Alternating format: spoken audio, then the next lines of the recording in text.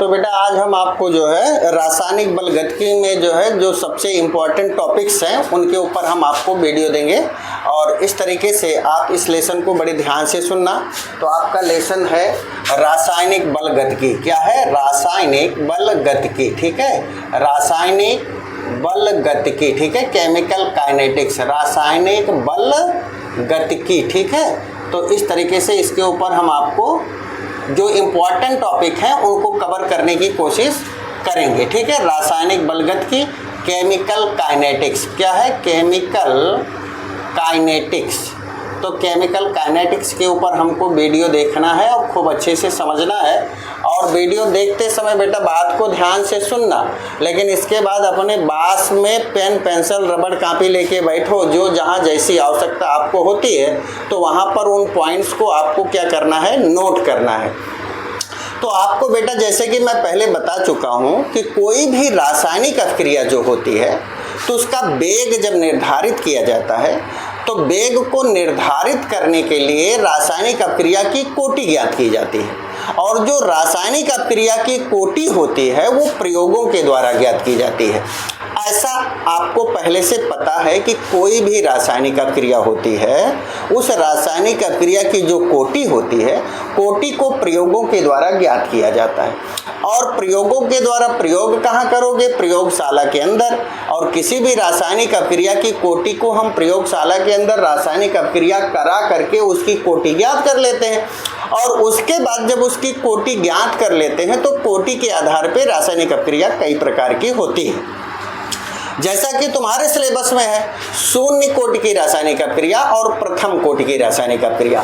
तो आपको पता होना चाहिए कि पहला प्रश्न आपके लिए यही है कि पहले आपको पता हो कि शून्य कोटि की रासायनिक अभिक्रिया किसे कहते हैं। तो पहला प्रश्न आपके लिए है कि शून्य कोटि की रासायनिक अभिक्रिया किसे कहते हैं? Zero order chemical reaction. शून्य कोटि की रासायनिक अभिक्रिया किसे कहते हैं? ठीक है, ये पहला प्रश्न है। शून्य कोटि की रासायनिक अभिक्रिया किसे कहते हैं? रासायनिक अभिक्रिया किसे कहते हैं? ठीक है, अभिक्रिया किसे कहते हैं? पहला क्वेश्चन आपके लिए यही है, किसे कहते हैं। उदाहरण द्वारा समझाओ। तो उदाहरण आपको कंपलसरी याद होना चाहिए कि उदाहरण द्वारा समझाओ। तो ये आपको एक उदाहरण खूब अच्छे से आपको याद होना चाहिए। ठीक है, उदाहरण द्वारा समझाओ। तो आप अधिकतम जितने उदाहरण याद रख सको वो अच्छी बात है, लेकिन कम से कम एक उदाहरण और परिभाषा के साथ आपको याद होना चाहिए। तो उत्तर में आप सीधा लिखोगे। उत्तर इस तरीके से आप सीधा सीधा राइट करोगे कि जिस रासायनिक अभिक्रिया में जिस रासायनिक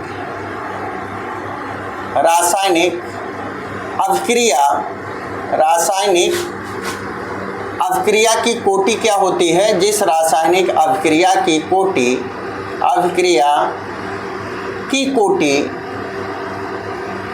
शून्य होती कि रासायनिक अभिक्रिया की कोटि शून्य होती है। क्या होती है? कोटि शून्य होती है, उसे शून्य कोटि की रासायनिक अभिक्रिया कहते हैं। कौन सी कोटि की रासायनिक अभिक्रिया कहते हैं? शून्य कोटि की रासायनिक अभिक्रिया कहते हैं। शून्य कोटि की रासायनिक अभिक्रिया कहते हैं। ठीक है, रासायनिक अभिक्रिया कहते हैं। ठीक है, अभिक्रिया कहते हैं। अब इसका एक उदाहरण के द्वारा आपको समझाना है कि एक रासायनिक अभिक्रिया जैसे हाइड्रोजन क्लोरीन से क्रिया करता है सूर्य के प्रकाश की उपस्थिति में।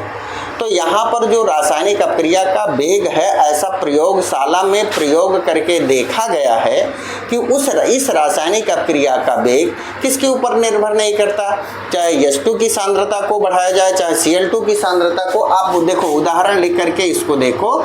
उदाहरण आप राइट करोगे शून्य कोटि की रासायनिक अभिक्रिया का। ठीक है, अब शून्य कोटि की रासायनिक अभिक्रिया का उदाहरण लिखोगे तो हाइड्रोजन लिखोगे, ये गैस होती है। दूसरा क्लोरीन लिखोगे, ठीक है, ये भी गैस होता है। और जब इसकी क्रिया होती है किसकी उपस्थिति में, एचवी। एचवी का मतलब क्या होता है कि फोटान्स कहते हैं, यानी कि सूर्य के प्रकाश के अंदर जो ऊर्जा होती है उस ऊर्जा को क्या कहते हैं, फोटान्स कहते हैं, उस ऊर्जा का नाम होता है। और ये रासायनिक अपक्रिया जो होती है उस सूर्य के प्रकाश की उपस्थिति में, आपकी इच्छा हो एचवी लिख दो या लिख दो सूर्य का प्रकाश। ठीक है, क्या लिख दोगे, सूर्य का प्रकाश।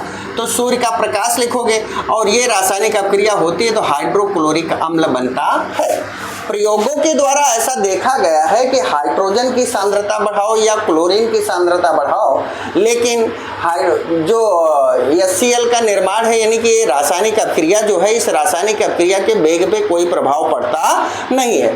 तो किसी भी अभिकारक की सांद्रता बढ़ाने पर रासायनिक अपक्रिया के वेग पे कोई प्रभाव नहीं पड़ता, क्योंकि इनकी कोटि क्या होती है, शून्य होती है। ऐसा प्रयोगों के द्वारा ज्ञात किया गया है, तो इसलिए इसे शून्य कोटि की रासायनिक अपक्रिया कहते हैं। ठीक है, तो यहां पर ऐसा लिख देना कि H2 अथवा Cl2 की सांद्रता बढ़ाने पर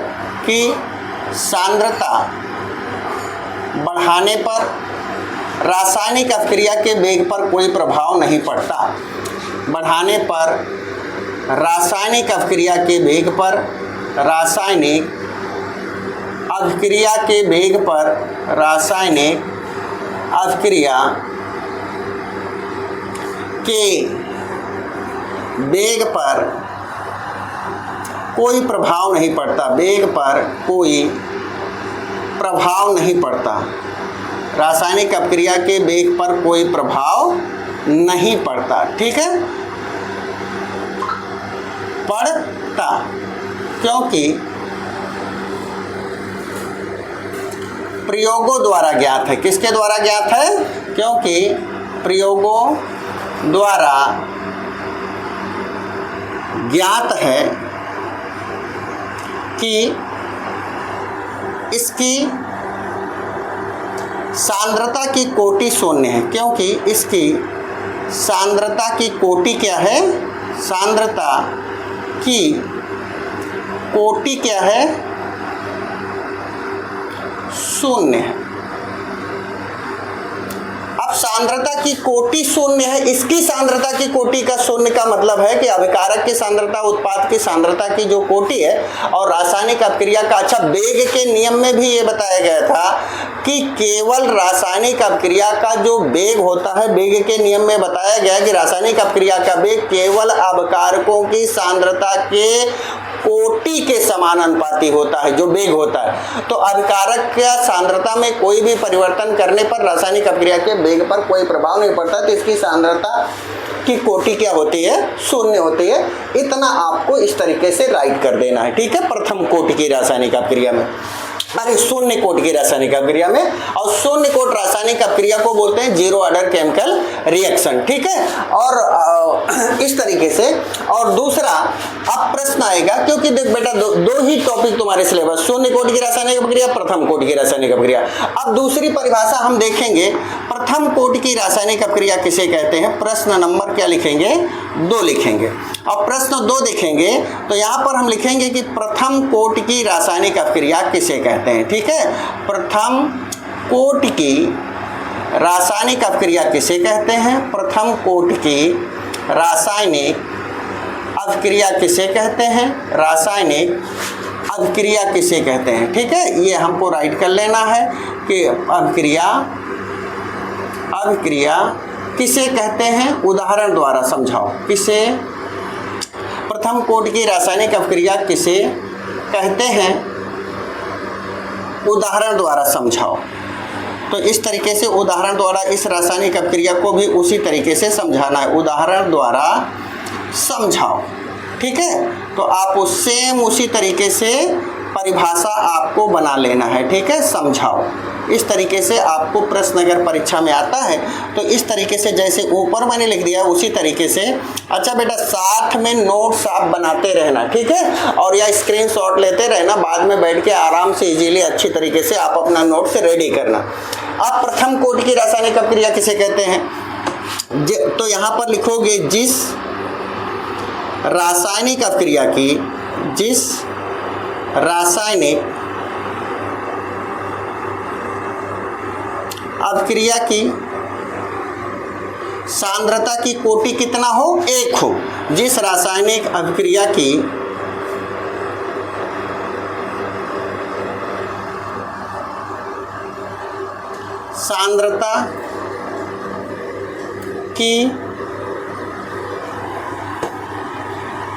सांद्रता की कोटि 1 हो।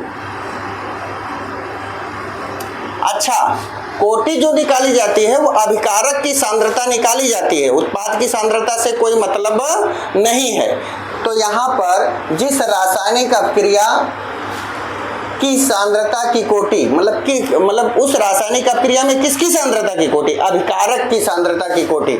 तो जिस रासायनिक अभिक्रिया की सांद्रता की कोटि 1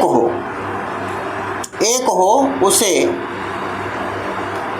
प्रथम कोटि की रासायनिक अभिक्रिया कहते हैं। क्या कहते हैं, प्रथम कोटि की रासायनिक अभिक्रिया कहते हैं। ठीक है, प्रथम कोटि की रासायनिक अभिक्रिया कहते हैं। ठीक है, प्रथम कोटि की रासायनिक अभिक्रिया कहते हैं। और प्रथम कोटि की रासायनिक अभिक्रिया कहते हैं। अच्छा, कोटि को आपको पहले बता चुका हूं कि किससे लिखा जाता है, डेल्टा एन से लिखा जाता है। ठीक है, और यहाँ पर इस तरीके से अब इसका अगर मान लो आपको उदाहरण लिखना हो तो यहाँ पर, अच्छा और आगे अगर इसको रिएक्शन को आपको बड़ा करना है तो इस तरीके से आप राइट कर सकते हो। इस प्रकार की रासायनिक अभिक्रिया में, इस प्रकार की रासायनिक अभिक्रिया में, रासायनिक अभिक्रिया में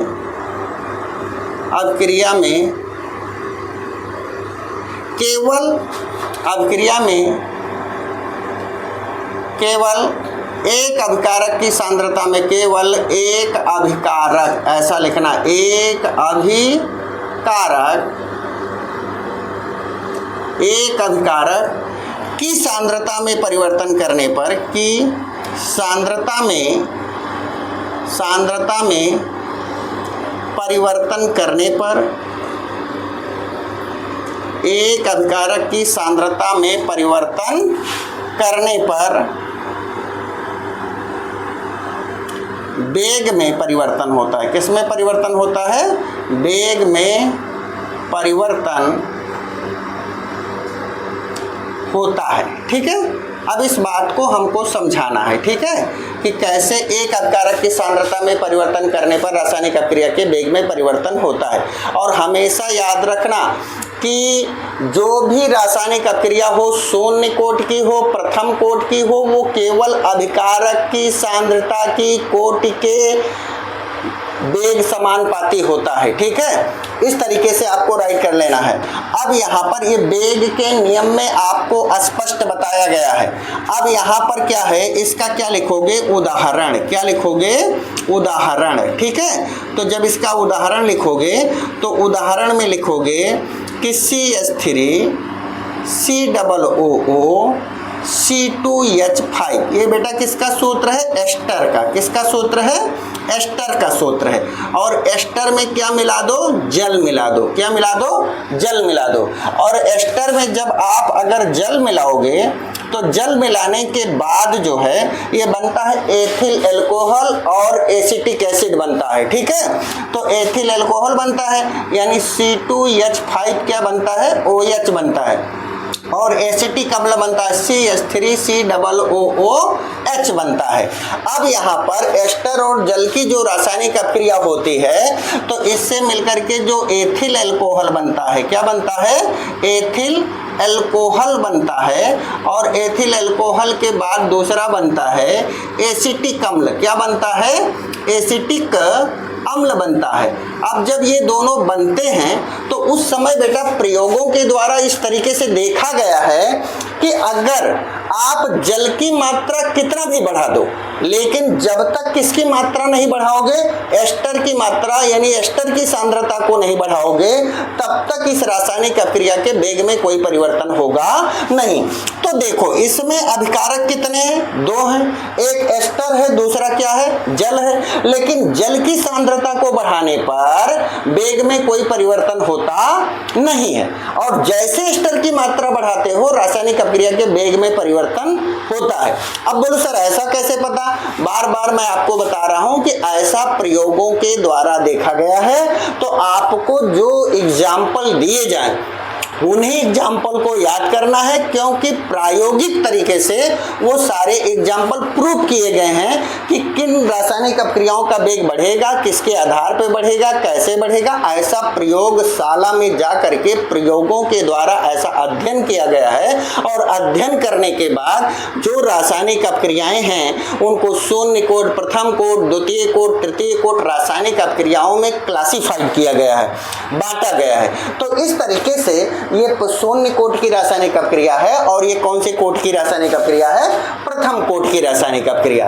अब बेटा इसके बाद दूसरा क्या है कि जो शून्य कोट की रासायनिक अपक्रिया होती है, यानी जीरो ऑर्डर केमिकल रिएक्शन होती है, उसका वेग व्यंजक हमको निकालना होता है। क्या निकालना होता है? वेग व्यंजक निकालना होता है। तो अब इसी क्रम में हम दूसरा हेडिंग यहाँ पर डालेंगे। क्वेश्चन नंबर 3 आपके लिए आ जाएगा। प्रश्न नंबर क्या लिखोगे? 3 लिखोगे, बराबर है, ठीक है। तो प्रश्न नंबर 3 में आप लिखोगे कि शून्य कोटि रासायनिक अपक्रिया के लिए वेग व्यंजक, ठीक है। शून्य कोटि रासायनिक अपक्रिया के लिए वेग व्यंजक, रासायनिक अपक्रिया के लिए वेग, रासायनिक अपक्रिया के लिए वेग व्यंजक, ठीक है। तो अपक्रिया के लिए वेग व्यंजक, ठीक है। तो इस तरीके से आप लिखोगे, के लिए वेग व्यंजक लिखोगे, ठीक है। तो ये वेग व्यंजक आपको निकालना रहेगा। और एक चीज बेटा जान लो, आप कैसे भी पता कर लो, कहीं भी देख लो, खूब अच्छे से आप जान लेना कि शून्य कोट की रासायनिक अपक्रिया या प्रथम कोट की रासायनिक अपक्रिया, इसमें से ये दोनों टॉपिक बहुत इंपॉर्टेंट है, इसलिए इनको बहुत अच्छे से समझना है, सुनना है, देखना है, ठीक है। अब आप ये जानते हो कि किसी भी रासायनिक अपक्रिया का जो वेग होता है, तो जो वेग होता है वो किसके ऊपर निर्भर करता है?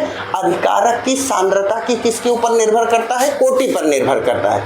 तो जो अभिकारक की सांद्रता की कोटि है, तो इस तरीके से अगर मान लो कि रिएक्टेंट से कहीं भी क्या बन रहा है? प्रोडक्ट बन रहा है। रिएक्टेंट से क्या बन रहा है? प्रोडक्ट बन रहा है। आर से क्या बन रहा है? पी बन रहा है, ठीक है। तो रिएक्टेंट से अगर क्या बन रहा है? प्रोडक्ट बन रहा है, यानी अभिकारक से क्या बन रहा है? उत्पाद बन रहा है। तो यहाँ पर जो रासायनिक अपक्रिया का वेग है उसको किस तरीके से आप डिनोट करते हो? अच्छा, इसको क्या लिखा जाता है? डी आर अपान क्या राइट कर सकते हो? डी टी राइट कर सकते हो। वेग के लिए क्या लिख सकते हो? तात्क्षणिक वेग आपको निकालने बताया था, तो वेग का सूत्र ही क्या होता है? डी आर अपान क्या हो जाएगा? D T. और अभिकारक की सांद्रता में मैंने आपको बताया था कि निरंतर जब अभिकारक उत्पाद बनता है तो उसकी सांद्रता में निरंतर कमी आती है।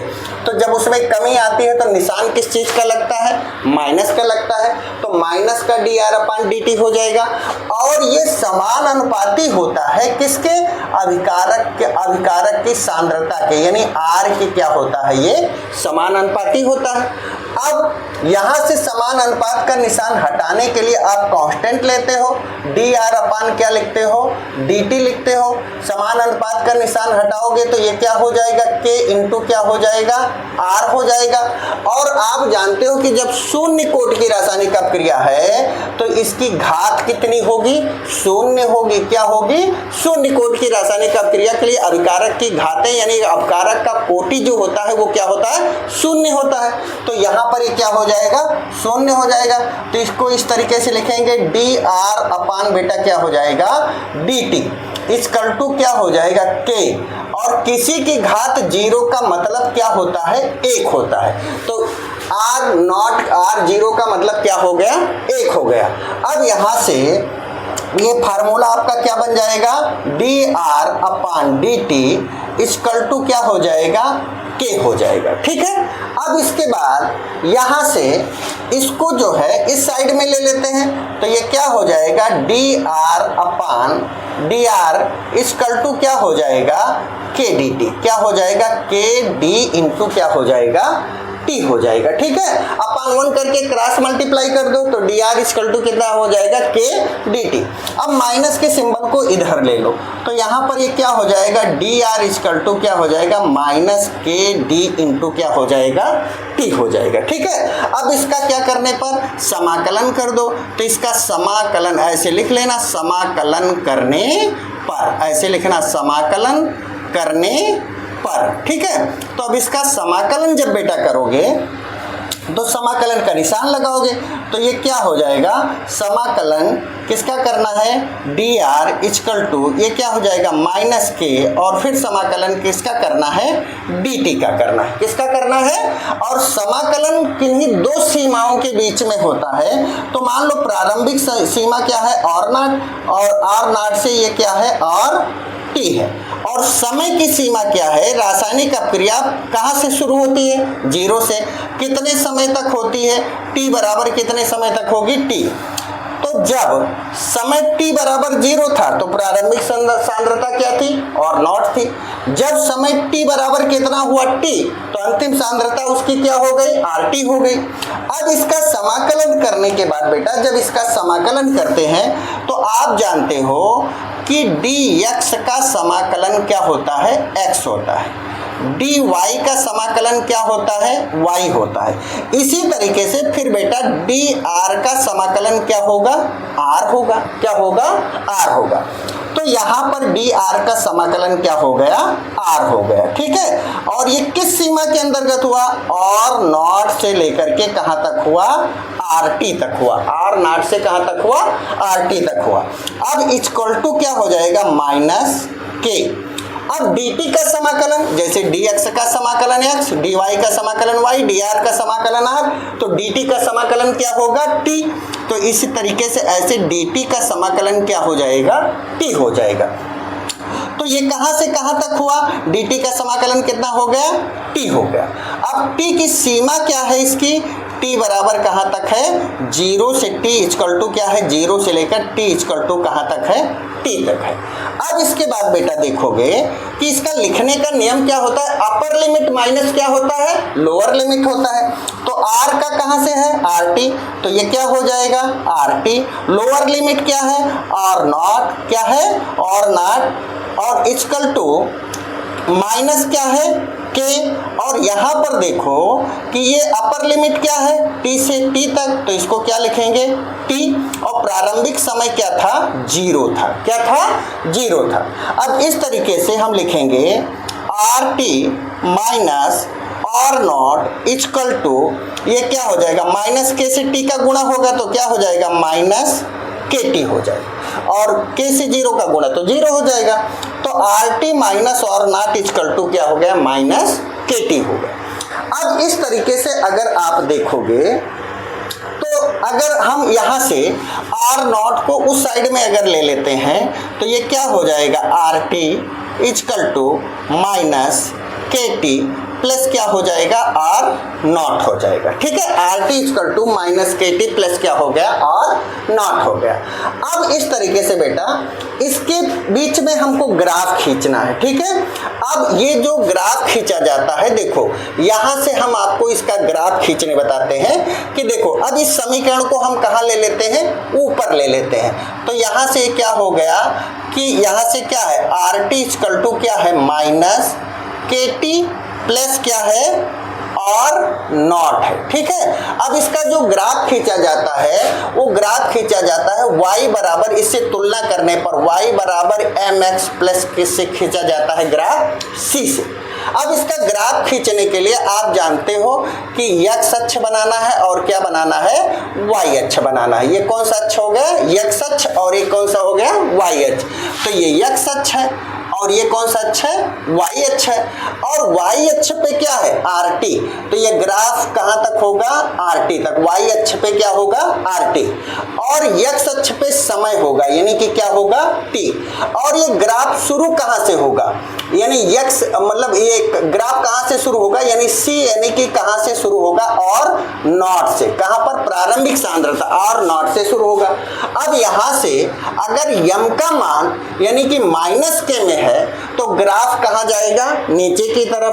अगर m का मान प्लस में है तो ग्राफ कहाँ जाएगा, ऊपर की तरफ। तो यहाँ पर देखो -k है तो ये ग्राफ कहाँ आएगा, नीचे। तो इसको किससे लिखा जाता है, -k। और -k को क्या बोलते हैं, प्रवणता। क्या बोलते हैं, प्रवणता बोलते हैं। ठीक है, तो इस तरीके से इसका हम क्या बनाते हैं, ग्राफ बना लेते हैं। ठीक है, अब थोड़ा सा टॉपिक और बचा है कि यदि इनका हमको क्या निकालना हो, अर्धायु निकालना हो। क्या निकालना हो, अर्धायु। बेटा इतने का स्क्रीनशॉट ले लो, तो थोड़ा सा मिटा के फिर हम इसको आगे लेकर के चलते हैं। ठीक है, तो इसका स्क्रीनशॉट ले लीजिए और स्क्रीनशॉट लेने के बाद फिर हम शून्य कोटि रासायनिक अपक्रिया की अर्धायु निकालना हम आपको बताते हैं। तो इस तरीके से शून्य कोटि रासायनिक अपक्रिया की अर्धायु, पहले इसका स्क्रीनशॉट ले लीजिए, फिर इसका हम आपको शून्य कोटि रासायनिक अपक्रिया का क्या बताते हैं, अर्धायु बताते हैं। अब हमारे पास स्पेस ज्यादा बचा नहीं है, इसलिए बेटा देखो मैं थोड़ा सा ये जगह लेता हूं और थोड़े में आपको मैं बताने की कोशिश करता हूं। इतना मैंने इसको ऐसे करके क्या कर दिया है, मिटा दिया है। अब यहाँ पर इसको अगर मिटा दिया तो यहाँ हम आपके लिए क्या लेते हैं, शून्य कोटि रासायनिक अपक्रिया के लिए अर्धायु हमको निकालना है। स्पेस कम है यहाँ पर, तो बेटा देखो हमने आपको ग्राफ खींचना बता दिया है। और ये ग्राफ कैसे खींचा गया, y = mx प्लस कहाँ से खींचा गया, c से खींचा गया। अब y बराबर mx c से जब हमने ग्राफ खींचा तो फिर से एक बार देख लो कि y के अक्ष पे क्या था, rt था, x अक्ष पे क्या था, समय था। ग्राफ कहाँ से शुरू हुआ था, c से शुरू हुआ था, यानी r0 से शुरू हुआ था। और इस तरीके से मैंने आपको बताया था कि अगर k का मान माइनस में होगा तो ग्राफ नीचे जाएगा, और नहीं तो ग्राफ कहाँ जाता है, ऊपर की तरफ। इस तरीके से आपने ग्राफ खींच लिया। अब आपने देखा कि ये जो समीकरण आया, कि ये समीकरण देखो, अब इस तरीके से समीकरण जो आपका प्राप्त हुआ था RT = -KT प्लस क्या हो गया, और नॉट। अगर आप लेना चाहो तो इस समीकरण को देखो, -KT जो है इसको इस साइड में ले जाओगे तो क्या बन जाएगा, +KT हो जाएगा। R0 इस साइड में लिखा ही है, और RT को अगर इधर ले जाओगे तो ये माइनस क्या हो जाएगा, RT हो जाएगा। समीकरण आपका इस तरीके से प्राप्त हुआ। अब यहाँ पर देखो इसको बेटा ऊपर ले लेते हैं। ठीक है, तो अब इसको ऊपर लेते हैं इसी समीकरण को। तो देखो ये समीकरण क्या आ गया, KT = क्या आ गया, R0 माइनस क्या हो गया, RT हो गया। ठीक है, अब अगर आपको समय निकालना है, T निकालना है, क्या निकालना है, T निकालना है, तो यहाँ से आपका क्या आ जाएगा, R0 माइनस क्या हो जाएगा, RT अपान क्या आ जाएगा, K आ जाएगा। ठीक है, अब ये तो आपका समय के लिए समीकरण आ गया। ठीक है, अगर आपको इसी रासायनिक समीकरण का आपको क्या ज्ञात करना है, अगर आपको अर्धायु निकालनी है, क्या निकालनी है, अर्ध आयु अगर निकालनी है, क्या निकालनी है, अर्ध आयु। ठीक है, हाफ लाइफ बोलते हैं। ठीक है, अर्ध आयु अगर ज्ञात करना। अब सबसे पहले ये जान लो कि अर्धायु की परिभाषा क्या होती है। ठीक है, तो यहां पर लिखना कि कोई भी, अच्छा अर्धायु ज्यादातर जो रेडियो एक्टिव पदार्थ होते हैं उन्हीं की अर्धायु ज्ञात किया जाता है। लेकिन अर्धायु अगर हमको किसी सीमा तक अगर किसी चीज का निकालना हो तो अर्धायु की मुख्य रूप से परिभाषा क्या होती है कि कोई भी पदार्थ जितने समय में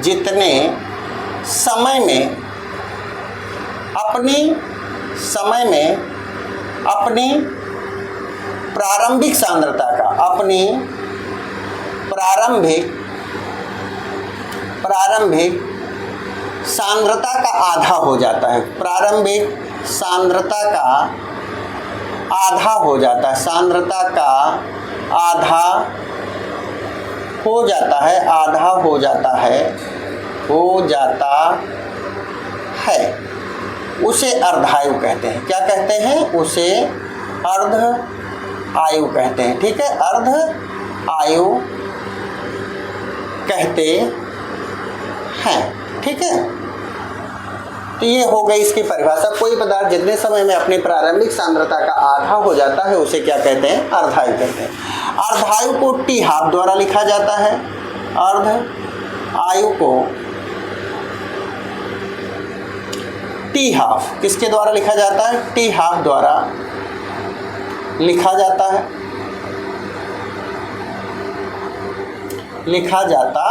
है। अब ऊपर बेटा समीकरण आपको दिया गया है। अगर हम इस समीकरण में देखो t, फिर से नीचे राइट करते हैं, t इक्वल टू क्या लिखा है और नॉट माइनस क्या लिखा है RT अपान क्या लिखा है K। अगर t को हम t हाफ लिख दें, क्या लिख दें, इसको आधा कर दें। अगर इसको t हाफ लिखेंगे तो यहाँ पर आप जान लेना कि RT इक्वल टू हो जाता है और नॉट अपान क्या हो जाता है 2 हो जाता है। अब यहाँ पर R naught minus R naught upon क्या हो जाएगा 2 अपान क्या हो गया K। अब इक्वल टू यहाँ पर राइट करेंगे t half equal to R naught में से R नॉट अपान 2 को माइनस करेंगे तो ये क्या हो जाएगा और नॉट अपान 2 अपान क्या हो जाएगा K हो जाएगा। तो यहाँ पर जो अर्धायु का सूत्र आता है, t हाफ का सूत्र आता है, ये 2 नीचे आ जाएगा और नॉट अपान क्या हो जाता है 2K हो जाता है। तो ये शून्य कोट रासायनिक अपक्रिया के लिए अर्धायु के लिए व्यंजक का समीकरण आता है t half equal to R naught upon क्या हो जाता है 2K हो जाता है। t हाफ को क्या बोलते हैं, अर्धायु बोलते हैं, R नॉट को क्या बोलते हैं, प्रारंभिक सांद्रता बोलते हैं, K को वेग स्थिरांक बोलते हैं। ठीक है, तो इस तरीके से अर्धायु ज्ञात करते हैं। इस तरीके से कंप्लीट रूप से पूरा कंप्लीटली आपको शून्य कोट रासायनिक अपक्रिया का वेग व्यंजक एवं उसकी अर्धायु के लिए कैसे आप अर्धायु ज्ञात करोगे, शून्य कोटि की रासायनिक अपक्रिया क्या है। बेटा सेकंड वीडियो में आपके लिए हम भेजेंगे द्वितीय कोटि की रासायनिक अपक्रिया के लिए वेग व्यंजक, और इस तरीके से अब हम नेक्स्ट वीडियो आपके लिए भेजेंगे। और इतना हम आशा करते हैं कि आप खूब अच्छे से देखोगे और खूब अच्छे से केयरफुली ध्यान से देखोगे। तो इस तरीके से मैंने कोशिश किया है कि आपको इस तरीके से मैं इसको वीडियो दूं आपको कि आपको अच्छी तरीके से समझ में आ जाए। तो दूसरे वीडियो का आप इंतजार कीजिए, दूसरा वीडियो बहुत जल्द आपके लिए मैं भेजने वाला हूं। Okay, thank you.